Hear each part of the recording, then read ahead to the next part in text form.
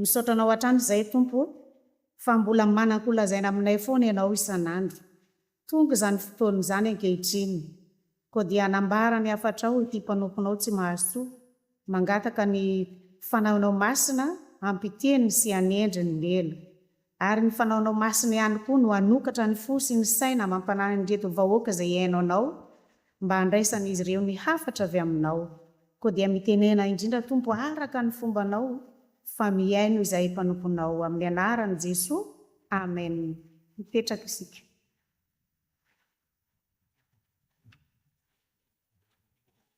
Tononona ho anareo hatrany ry havana ny fahasoavana, ny fiadanana ary ny famindram-po avy amin'ilay taloha sy ankehitriny ary ho avy. Voalohany teny dia miarahaba ny vehivavy rehetra, satria vao omaly tsika nandalo ny 8 Marsa izay natokana hoe andro ny vehivavy, dia miarahaba vehivavy rehetrarehetra zany natratrany zany fotoan-dehibe ho antsika zany ny tompony homba antsika mandrakariva. Ary faharoa manaraka izay dia miarahaba manokana ny vehivavy ao anatin'ny sampana vehivavy ato amin'ny fiangonana, satria tia Alahady androany ity dia natokana ho antsika ao anatin'ny sampana, natokany fiangonana zany, ka dia ankasitrahantsika ny tompo ny fahatanterahany zany rehetra zany. Mialohan'ny hitoriko ny teny ry havana dia misy an'ity fanamarihana ity tiako atao. Voalohany indrindra, raha mitarika fotoana tsika na amin'ny mivavaka mamaky teny dia misy an'ireto teny reto fanaontsika foana. Ohatra zao hoe hira fa 12 hozy izy tsika 12 manomboka androany zany dia ahitsy zany fa tsy 12 zany no fiteny fa 12. Ambiny zany no fiteny fa tsy ambe. Zay dia ny hira koa zany dia ataontsika hoe hira fa tsy hoe firana.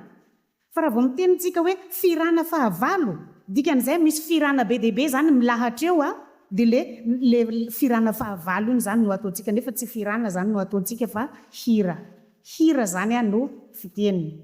Fahatelo, tia ny tena zava-dehibe. Amin'ity taona 522 ity ry havana dia feno 700 taona ny nandikana amin'ny teny malagasy ity baibolitsika ity.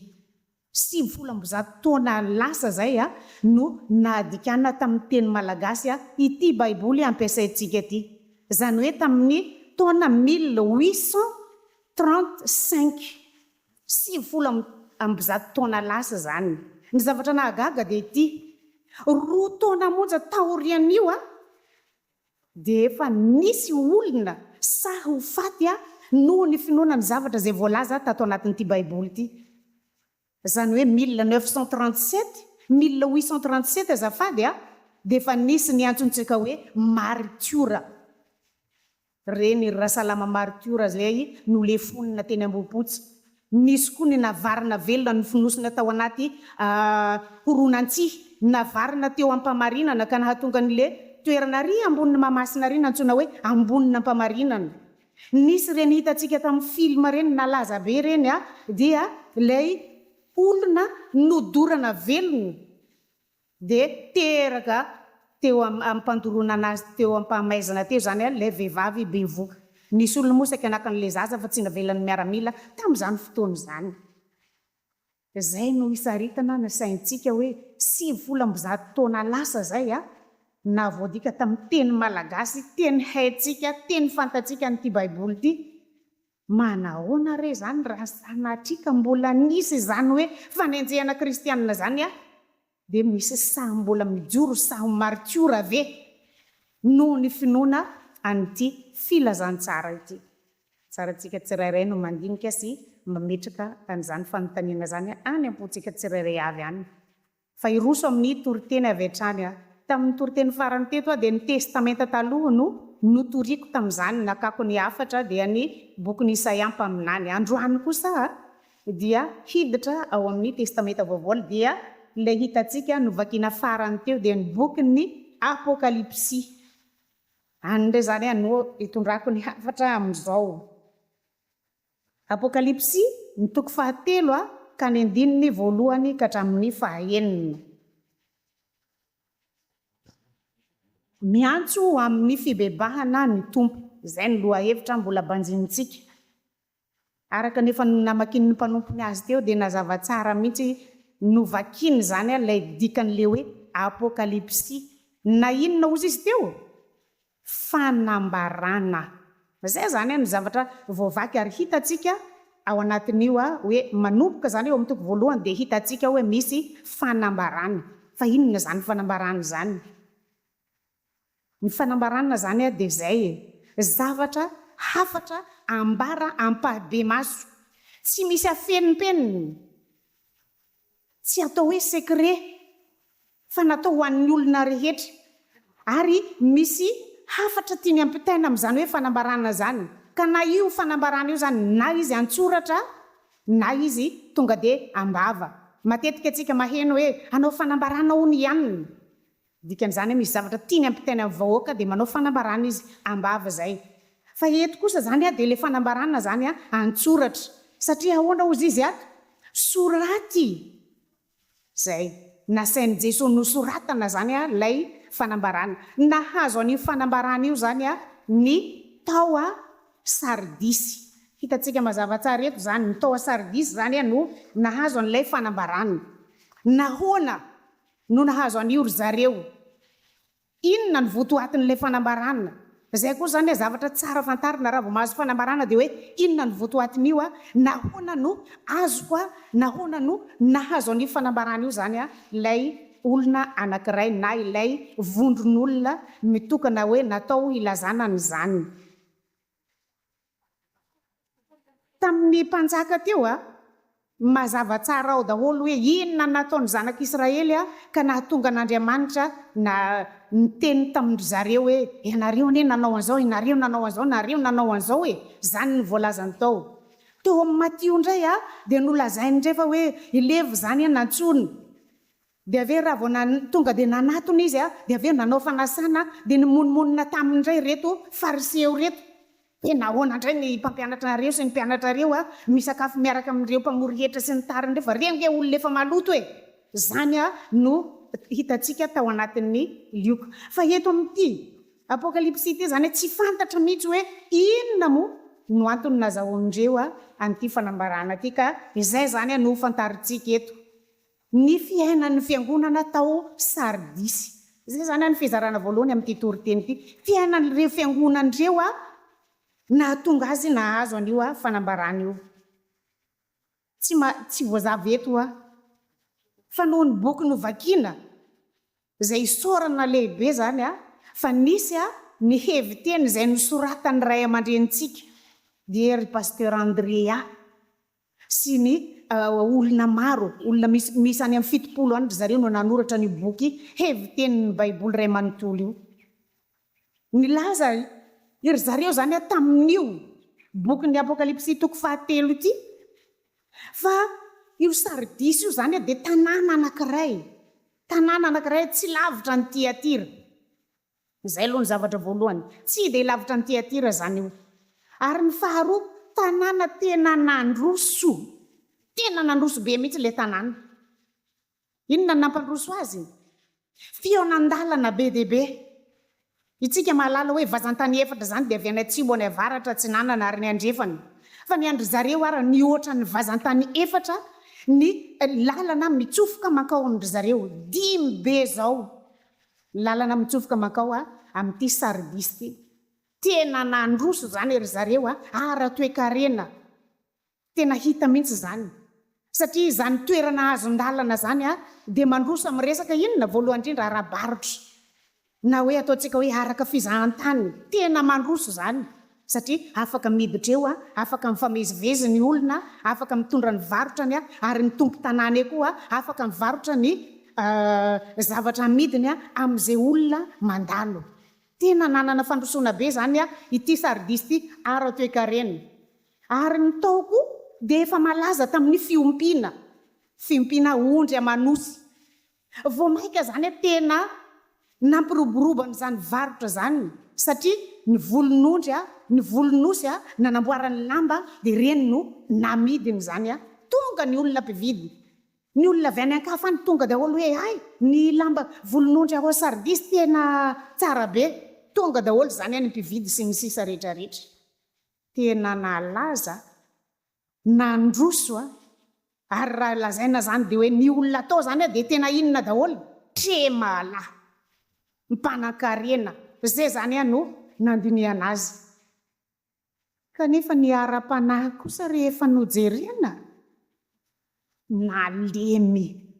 nalemy ara-panahy zany ny olona tao sardisy misy fiangonana tao ary satria io fiangonana tao sardisy mihitsy no ny antefan'izao afatra zao nalemy ara-panahy ry zareo inona ny antony mety ho toy izao zany ny antony nampalemy andreo ara-panahy rehefa milamina ny fiainany dia manino adino Andriamanitra tsisy zavatra mampanahirana azy dia adino Andriamanitra na koa hoe variana tamin'ireo asa mandraharahireo ka nahandro tokony hivavahana aza iandrasana n'le client avy any dia lasa tsy tonga any am-piangonana mety koriavana mety hoe variana tamin'izany dia ny vola ihany no tonga ao am-piangonana fa ny olona tsy tonga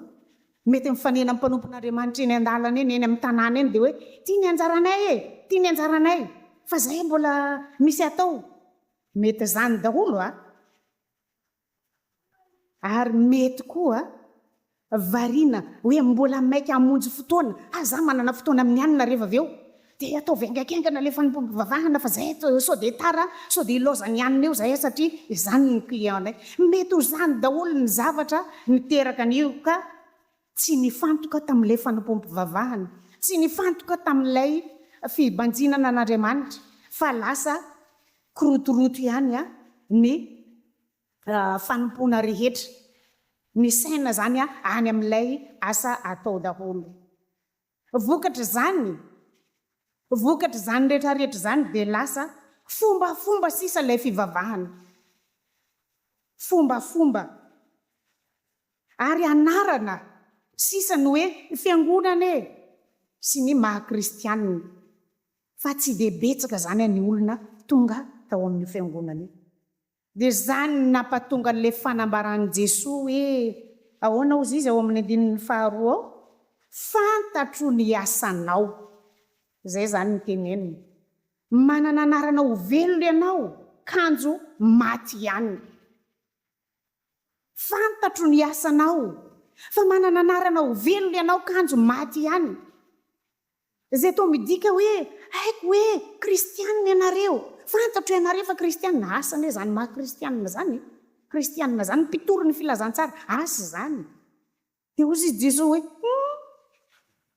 to manana anarana ho kristianina ihany nareo kanefa tsy izy tsy kristianina zany no zava-nisy teto amin'ity tantara ny fiangonana tao sardisy ty ry havana moa ve tsy mety oatra zany ve ny fieritreretantsika moa ve tsy manana toetra oatra zany ny kristianina indraindray rehefa milamina tsara ny fiainany tsy tsarono zany Andriamanitra zany rehefa mandeha tsara ny asa fivelomany adinony zany Andriamanitra sy ny fiangonana zany ianao ve mbola naheno hoe nisy olona anankiray izay milamina tsara ny fiainany dia niteny taminao izy io ranga zahay pastera mba ento ambavaka fa tena milamina be mihitsy ny fiainanay zao mbola nisy an'izany ve mahalana ianao maheno an'izany fa raha vao misy olana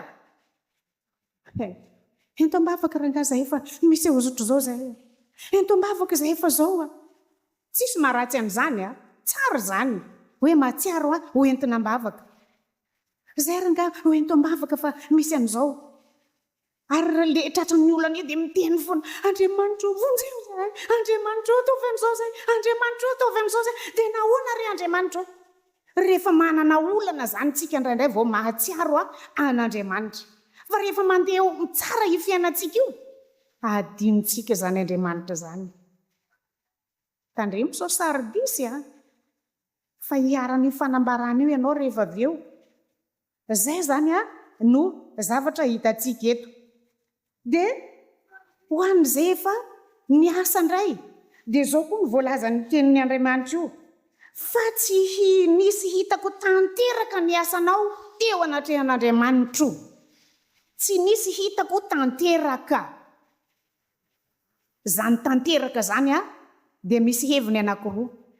Voalohany dia vita tsara, zany ny dikany hoe tanteraka. Ary ny faharoa vita hatramin'ny farany, tanteraka ihany le asa ary vitanay tsara le asa. Ny tenenin'Andriamanitra nefa ny teto, ny tenenin' Jesosy Kristy nefa ny eto dia hoe tsy nisy hitako tanteraka ny asanao teo anatrehan'Andriamanitra. Dikan'izany tsy vita tsara ary tsy tanteraka hatramin'ny farany. Izay koa zany ho antsika zay efa manao ny asa, ho antsika zay efa manao asa, rehefa mandrosondroso zay ny ara-toe-karentsika, ny ara-pivelomantsika, dia lasa be namana isika, ka mila mifampitaona rehefa andro tsy fiasana, mifampitaontaona any. Na hatramin'ny andro alahady ary io dia efa adino fa dia andao ndeha hamonjy n'le namana sy andeha hamonjy n'le fotoana eo. Eo koa tsika indraindray dia mieritreritra foana hoe ahoana indray no ampitomboako an'ity harenako ity. Dia hatramin'ny hoe andro andeha hivavahana aza indraindray adinontsika, fa lasa tsika mandeha mikaroka izay fomba rehetra entina ampitomboana ny harena. Indraindray aza dia be rendrarendra mihitsy, be rendrarendra mihitsy. Mitonona ho kristianina kanefa tsy mamonjy fiangonana. Zany koa ny zavatra anankiray fa inona nahalalana hoe misy kristianina eo amin'ny tanàna anankiray? Ny olona tsisy mijery hoe ianao kristianina mandehandehana, fa io fiangonana io no jeren'ny olona. Misy fiangonana io dikan'izany misy kristianina ao amin'io tanàna io. Kanefa na ianao kristianina dia tsy mandeha mivavaka ianao isaka lahady fa variana any ianao, dia zay zany no ialana. Ary ny faharoa, mety koa mitonona ho kristianina fa ny fomba fiaina, ny fiteny, ny fanao, ny fisainana sy ny fihevitra rehetra mifanohitra amin'izany hoe maha-kristianina zany.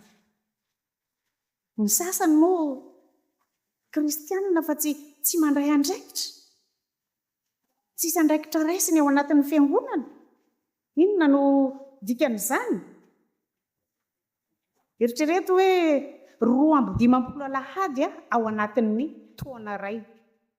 Dia mba ataovy anie hoe impiry zany ianao ny tonga, dia impiry ianao ny tsy tonga. Ataovy amin'izay ny salanisa hoe za zay 2 alahady ao anatin'ny taona io, 9 tsy tonga dia efa antsasan'izay, 10 tsy tonga dia efa ampahafolon'izay. Dia zany no hieritreretantsika sao hiaran'ity tenin'Andriamanitra ity. Satria indraindray koa itsika ao anatina sampana, rehefa tonga ny fivoriana, misy ny tena mazoto mihitsy, mahafinaritra, fa misy kosa tena tsy dia mazoto, tsy fantatra izay antony. Fa ireny koa dia lazain'ny tompo eto hoe ataovy tanteraka ny asantsika satria tsika efa nanaiky ao anatin'ny sampana sy ao anatin'ny fiangonana. Satria izao mantsy ry havana, refesina amin'ny alalan'ny fahatongavanao mamonjy an'ilay fotoana ny fitiavanao an'io zavatra anankiray io.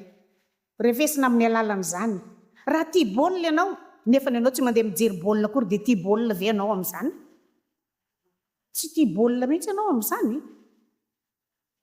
Dia ositsika hoe tia fivavahana kristianina kanefa ianao tsy tonga mandeha mivavaka akory, dia mampisalasala ihany ny teny ianao hoe tia fivavahana ianao amin'izany na hoe kristianina. Ho antsika efa manana andraikitra rehetra ato anatin'ny fiangonana, manomboka aminay mpitandrina zany, ny diakona, ny braon sampana, ny vomiera samihafa, ny mpihevitra raha, ny kristianina tsirairay avy. Tanteraka ve? Vitantsika tanteraka ve izany asa nomen'ny tompo nataontsika izany? Sa nataontsika araka ny sitrapontsika fotsiny fa tsy araka ny sitrapon'Andriamanitra? Sa nataontsika nomezam-boninahitra ny tenantsika sy ilantsika deraman'ny olona fa tsy ho an'Andriamanitra.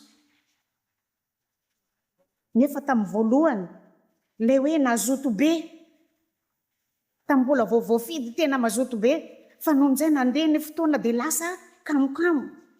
Ko tandremo ry havana, ary matahora anio tenin'ny tompo io hoe tsy nisy hitako tanteraka ny asanao teo anatrehan'Andriamanitra.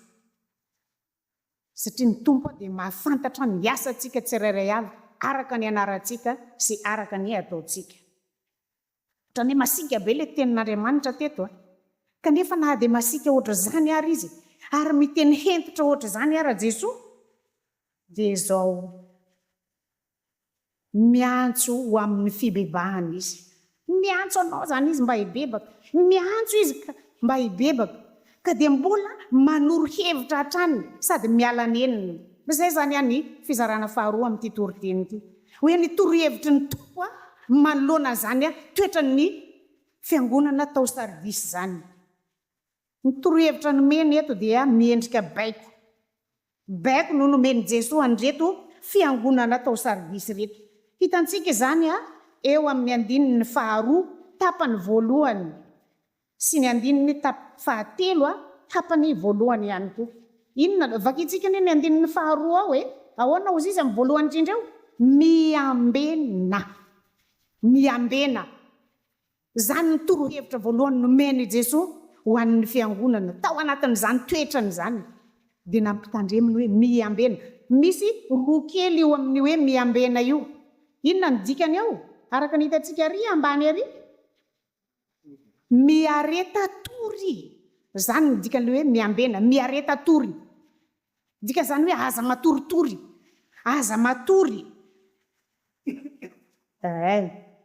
Dia hoe mifoaza, zany koa ny dikan'le hoe miareta tory, aza matory, aza matoritory. Ny dikany koa dia hoe mifoaza. Amintsika olombelona dia tena ilaina mihitsy zany hoe matory zany, mampahazo aina zany, mampasalama zany matory zany.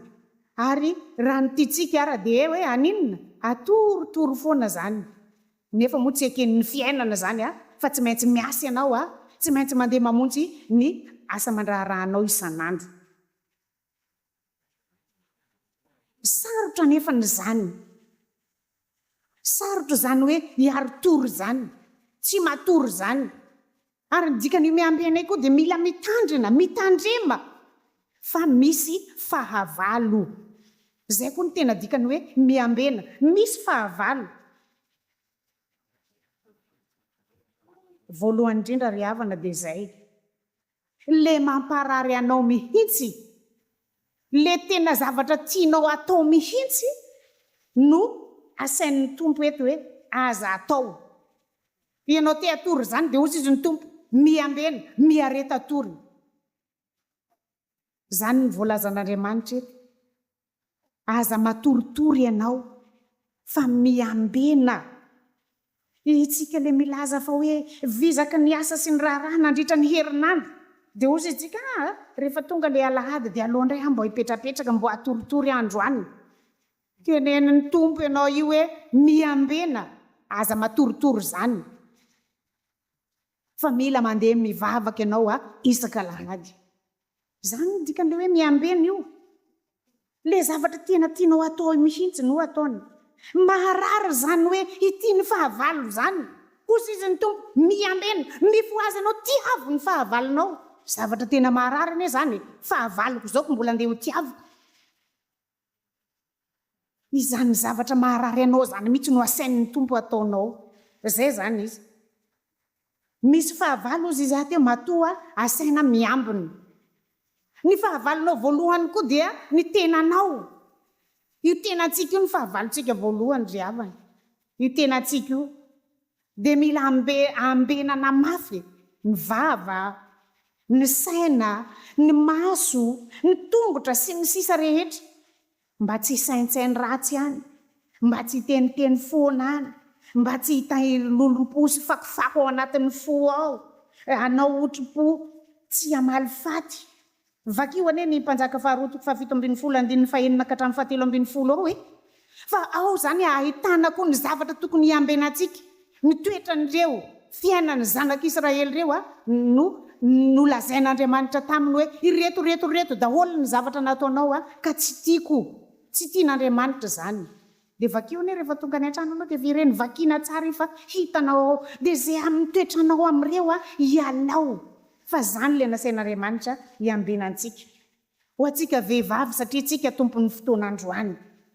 Matetika isika be resadresaka be takoritsika ozytsika sika vehivavy ny tompony zany be fosafosa misy toetra ozy ny olona milaza ny vehivavy rehefa hoe tsy haiko amin'ny fotoana inona re ilazana hoe vehivavy misy toetra ndraindray tsika miavonavona ndraindray tsika ratsiratsy fijeriny hafa sy ny sisa zany ny tenenan'ny tompo hoe miambena ialao zany reseo zany mifo azy ianao amin'izany fa aza matory ao anatin'izany ntsony manomboka eto. Zay no ambaran'ny tenin'Andriamanitra amin'io hoe miambena toro-hevitra nomeny Jesosy zany ho an'ny kristianina tao Sardis. Ny faharoa manaraka an'izay koa ny toro-hevitra nomeny dia le hoe aoreno. Izany zao hitantsika manaraka an'io hoe miambena io dia ozy izy ny tompo hoe miambena ka aoreno tsara ny zavatra sisa izay saika maty. Aoreno. Ity manorina ty zany eto tsy le hoe voanorina zavatra fa misy an'io hoe izay sisa saiky maty. Dikan'izany efa nisy zavatra tao fa atao inona amboariny atsarainy amafisiny ary atanjahany. Zany no voalazany eto hoe ka aoreno tsara ny zavatra sisa izay saiky maty. Izany dia entina ilazana amintsika hoe isika izay efa manana andraikitra efa kristianina efa mpandray fanasan'ny tompo efa tompona andraikitra rehetrarehetra ny anatin'ny sampana sy ny sisa amafiso izany manomboka masonandro androany ity amafiso izany fanomponao zany.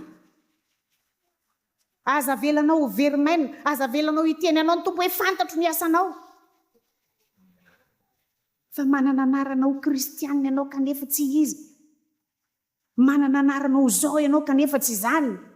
Araka ny andraikitsika tsirairay avy amin'ny amafiso vao maika mahazo toa dia ozy ny tenin'Andriamanitra zay hoe tanteraho ny inona tanteraho ny fanompoanao.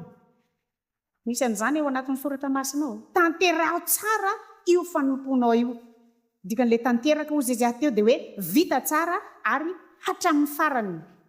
Zay zany no dikany. Dikan'izany dia hoe aza atao anarana fotsiny zany ny maha-kristianina anao, aza atao anarana fotsiny mahazaozao anao, aza atao anarana fotsiny le hoe mahazao atsika fa ataovy hitany tompo, ataovy tahaka tamin'ny anao le vao nivavaka iny mihitsy. Ny olona raha vao mivavaka zany dia mazoto be, ny olona raha vao natao batisa zany dia falifaly be dia hazoto ivavaka dia ataovy ohatran'ireny avereno ohatr'ireny zany ny famponao. Tohizo tsara daholo ireny asa fanomponao ireny. Ny olona anankiray raha te hiorina na koa hoe raha te hanorina dia manaova tahaka any misy zay fiteny zay any an-tanirazantsika any tsy haiko efa Heninarivo zany tahaka ny rainy Zafilemena. Maninona ho ny rainy Zafilemena? Mitady raharaha. Zany ny tena kristianina. Mitady raharaha atao, mitady asa atao mba hitehirizana n'ilay finoana. Satria io tsika tsy mandray andraikitra io tsika tsy manao ninoninona io ange dia zao no ataontsika. Zange na tongany tsisy nininona satria zanga tompona andraikitra dia zany foana ny ataonao isan'andro. Misy an'izao hony andry zare manana andraikitra amin'izany zany fa zanga manana raharaha ao, zanga misy andraikitra ao dia tsy tonga foana ianao. Dia ozy izy le deboly mipetraha tsara mihitsy, falifaly mihitsy izy amin'ireny ianao tsy tonga ireny satria azony ianao fa mitandrema riavana. zany mihitsy ny zavatra ampitandremin'Andriamanitra antsika eto. Dia zay zany le hoe miorena, aoreno tsara le zavatra efa saiky maty. Ianao le tsy nanao zotozoto iny dia mandehana ataovy mazoto be ianao manomboka eto. Miverena amin'ilay fitiavana voalohany nasehonao tao amin'Andriamanitra tamintsika le mbola vao nivavaka. Ary ny fahatelo amin'io torohevitra nomen'ny tompo io dia ao amin'ny andininy fahatelo tapany voalohany ao. Dia ozy izy hoe ka mibebaha. Zay zany hitantsika eo. Dia tsarovy eo anatrehany. Dia tsarovy ny amin'ny nandraisanao sy ny nandrenesanao ary tany mafy ka mibeba mandidy zany miambena mandidy atsika, aoreno mandidy atsika, mibeba mandidy anao zany fa tsy miteny hoe anao astaovana zao, tsy zany mihitsy ny resaka eto fa tena mandidy mihitsy ny tompo. Ary zany no antony ilazana ao amin'ny bokin'ny Apokalipsy raha vakinao daholo izy ray manontolo io dia manambara mihitsy izy hoe zao anie ny zavatra hoseho zao anie ny zavatra tokony atao, zao anie ny zavatra tokony atao. Asehon'Andriamanitra mihitsy zany ary didin'Andriamanitra isika hanao an'izany. Zany mibebaka zany efa tsy vao androany nandrenesantsika an'izany fa tsy dia hidirako lalina tsony ny fanazavany. Fa zao zany mibebaka zany dia miala amin'ny ratsy, mifona ary tsy manao intsony. Tonga dia pratika avy hatrany raha kamokamo ianao taloha. Amin'izao zany tokony maninona? Mazoto, satria zany no antsoina hoe mibebaka.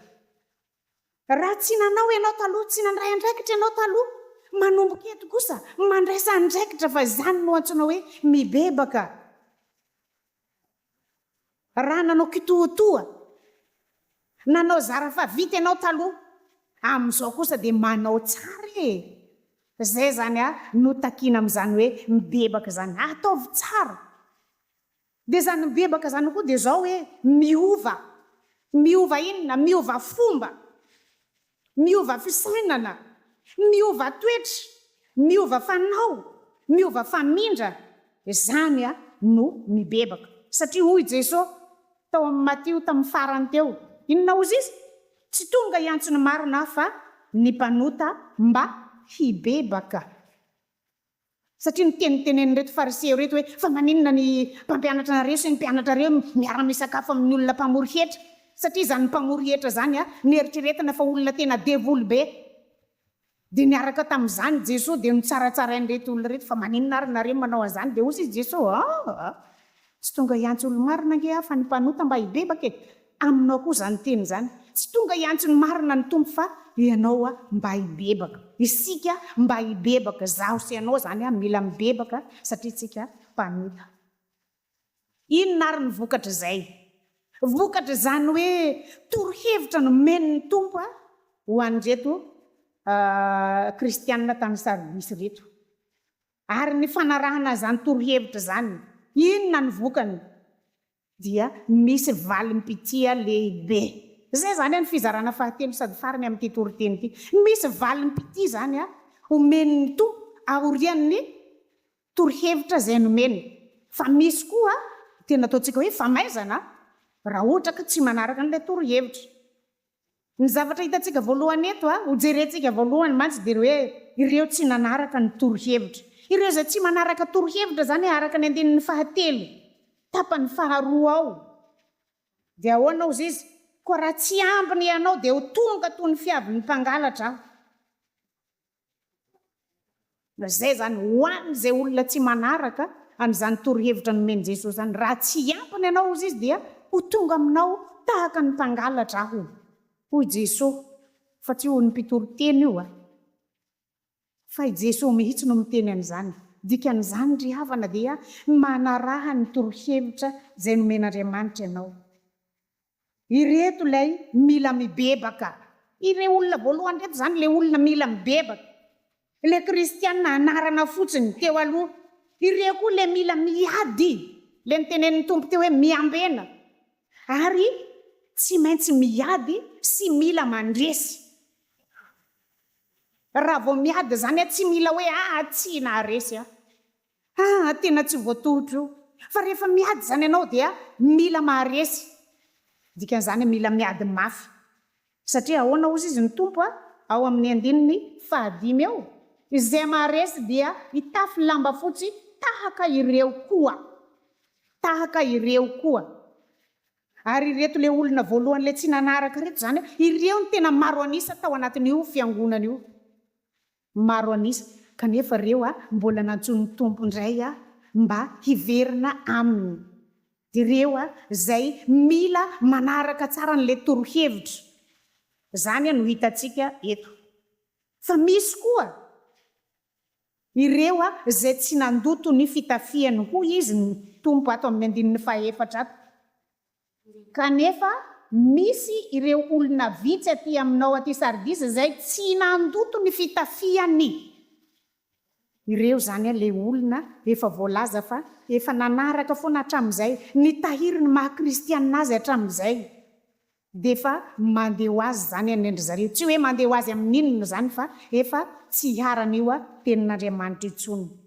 Ny zavatra hita eto koa dia zao hoe miverimberina etiny hoe lamba fotsy, hitafy fitafiana fotsy, hitafy lamba fotsy. Ary Jesosy Kristy mihitsy no hanafy an'io lamba fotsy io ho an'izay manaraka ny torohevitra.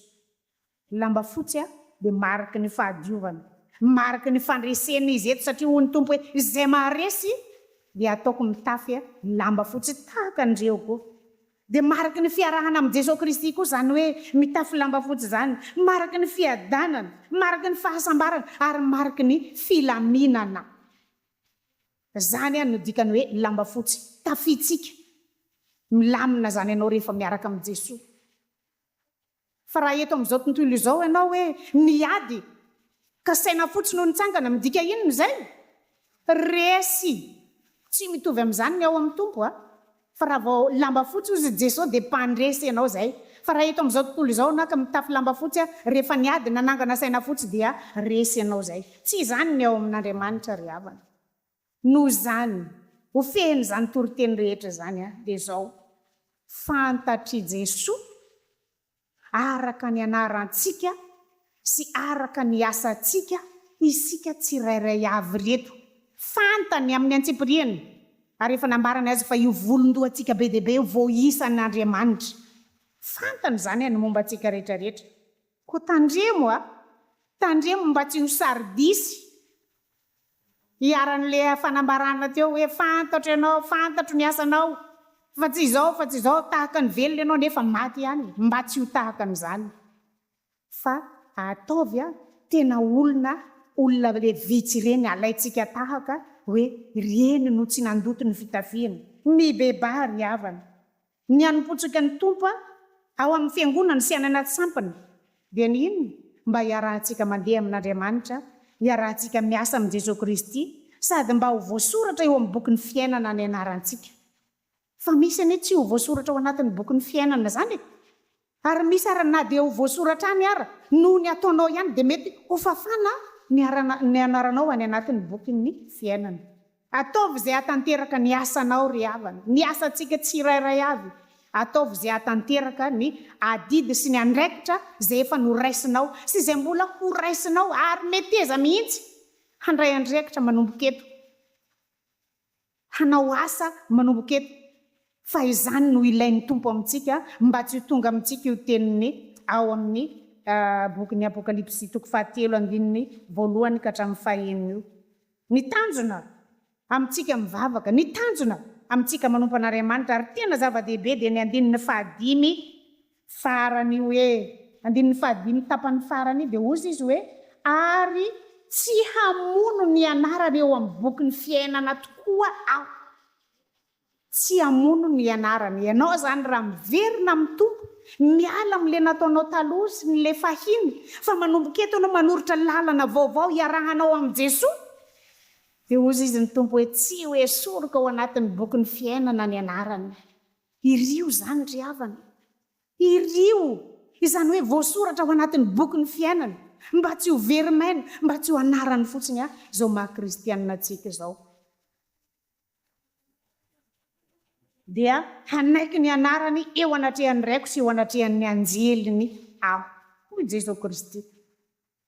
Hanaiky ny anarantsika zany raha ohatra ka manaiky an'izay torohevitra rehetra izay nomen'ny tompo antsika zay tsika.